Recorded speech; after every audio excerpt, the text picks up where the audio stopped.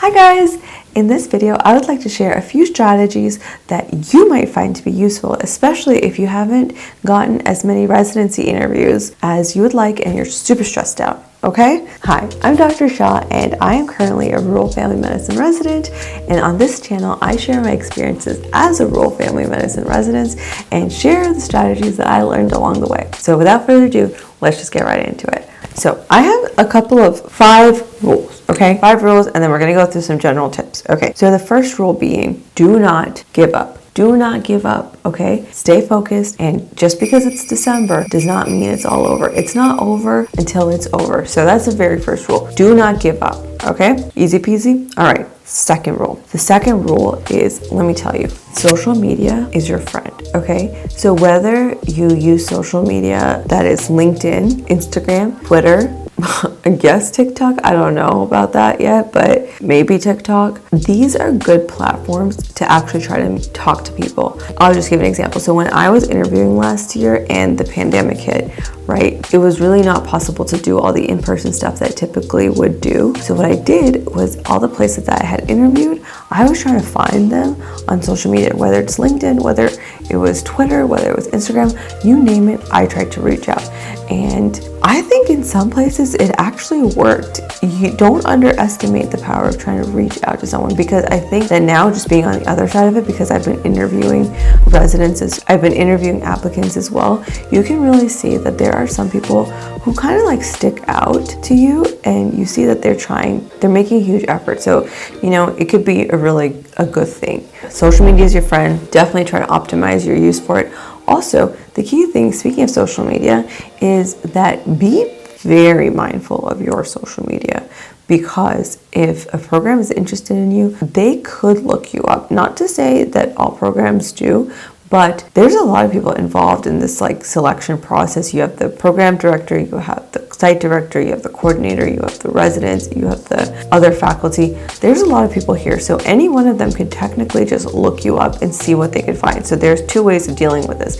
So either you privatize all your stuff if there are some questionable things, or 2, you try to put your best foot forward and use that as to your advantage. That's, you know, one of the ways that you can use it and strategize how to optimize your application, okay? So that's one thing. So now let's move on to step number 2. All right, so step number 2, do whatever you can to meet people, okay? Whether it's talking to people or seeing a friend of a friend or whatever it is, try to meet as many people as you can. Try to expand your network as much as you can, because that really makes a difference, especially if you have red flags or there's something that's on your application that, you know, you want people to look past. It really goes a long way if you have a personal recommendation that can really put your application in a different pile and be viewed in a different light. So really try to get to know as many people as you can possibly get to know. And I know that if you're not an extrovert, that can be really difficult to do, but trust me, it is very important, and it will make your life a hell of a lot easier if you actually can get to know people rather than having to go through the entire filter. Just a sidebar. The thing is that filters are still going to be in place, but the reality is that if you do know someone, they can at least pull your file and take a look at it, which you may not get the opportunity to do if you are going through just the filter. So that's one thing to be mindful of. Third thing that you should be aware of is that conferences are very, very important, okay? Very important. I would definitely say that when I was having a difficult time matching, I used to go to every single conference that I could possibly reach, attend, whatever. So I went to every single AAFP conference, so that's a family medicine one. So generally I'm interested in primary care, so that's where I focused my attention. So that was the AAFP, which is the family medicine one, the ACP, which is the internal medicine one, the Women's Association. So those were the 3 primary care areas that were general enough that I was really passionate about, and I tried to get involved. And actually, through those conferences, I actually met some really incredible people, and through them, I actually was able to get to know them really well, built a relationship with them, and they actually vouched for me to get some of the interviews that I actually did. So these conferences and these membership places are an underutilized resource, wealth of opportunity. You don't know who you're going to meet and how they're going to impact your life. So please just go to conferences.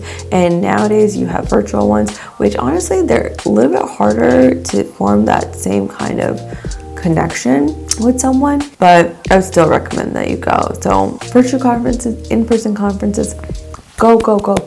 Make sure you go, okay? Very important.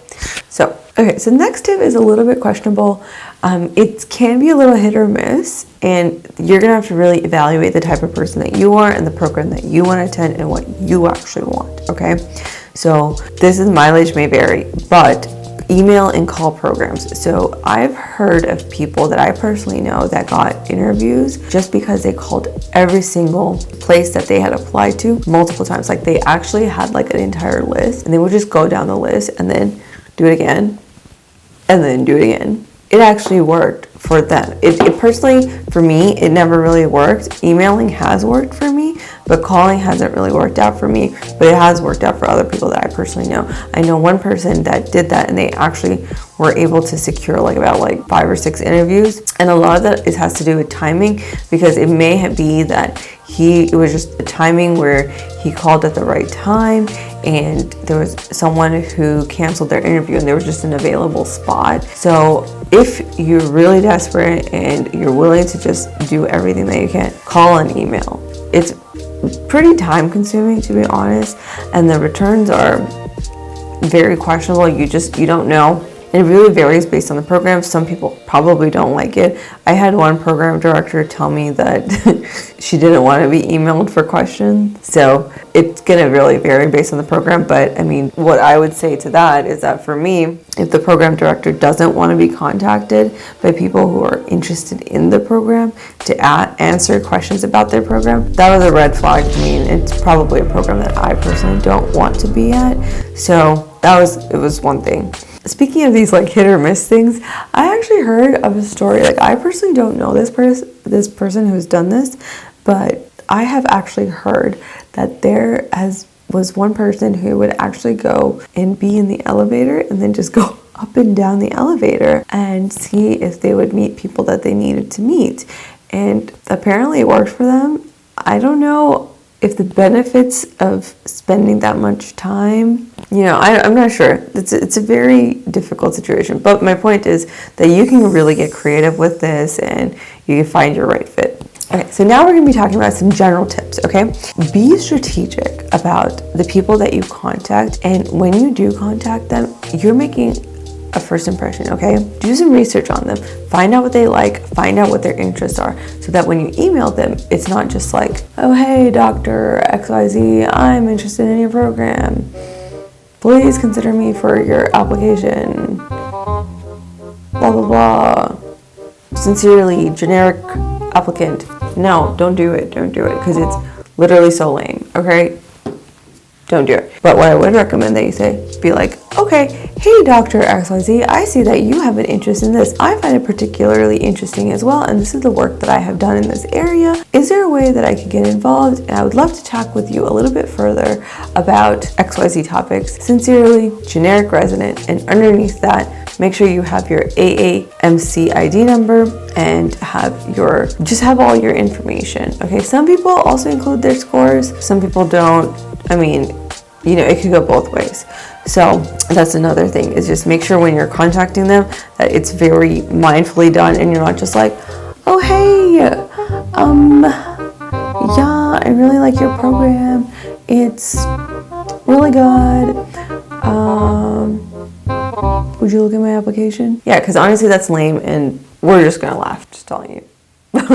No, we're not gonna laugh, but you're not gonna be taken seriously. So yeah, make sure you properly research people and know exactly what you're gonna say if you do call. And that segues into our next thing, which says have a valid question. Okay, so honestly, there is nothing worse than someone asking a question that is on the website. It's on the website. because it looks so bad. If you ask me something that I know is on the website, and trust me, I know what's on our website, that just shows that you did not do the research properly. So when you're reaching out to someone, I would definitely say have a valid question, because otherwise people are less inclined to reply. And if your question's interesting and it's pertinent, you do stick out. If it's silly, or if it's a question that you don't really need to ask, you also stick out for all the wrong reasons.